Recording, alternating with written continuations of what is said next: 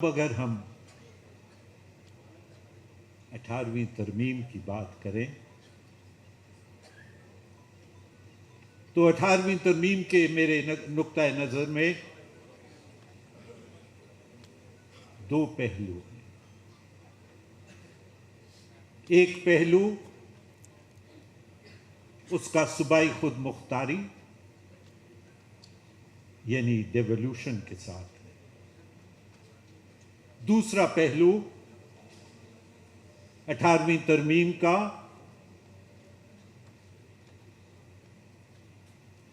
سیاسی ہے۔ اگر ہم سیاسی پہلو کو لیں تو آپ کو یاد ہوگا کہ 18ویں ترمیم کے آنے سے پہلے ملک کے اندر اور بالخصوص صوبہ بلوچستان اور خیبر پختونخوا اور ٹو اے لمیٹڈ ایکسٹینٹ صوبہ سندھ میں نیشنلسٹ فورسز یک زباں ہو کے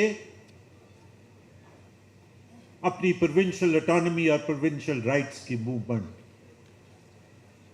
چلا رہے تھے، لیکن 18ویں ترمیم کے اندر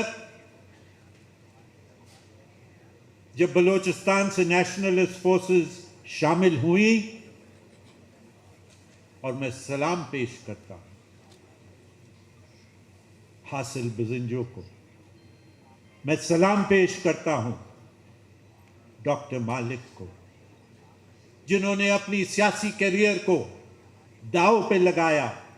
لیکن اس بات کو سامنے رکھتے ہوئے یہ بات کہی کہ ہم اپنا حق، اپنی صوبائی خود مختاری آئین کے تحت رہتے ہوئے ڈائیلاگ کے ذریعے سے لیں گے۔ اور آپ نے دیکھا کہ 18ویں ترمیم کے پاس ہونے کے بعد انسرجنسیز رہیں، انسرجنسیز ہیں، لیکن انسرجنسیز کا مقصد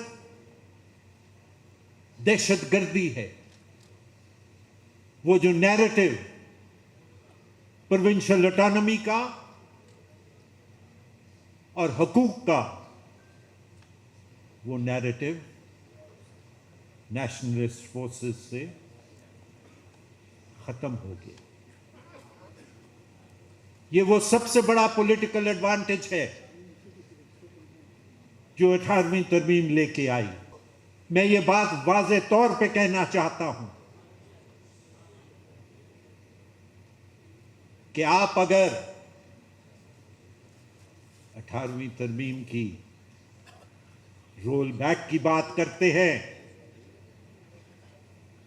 تو آپ اس بات کو مت بھولیں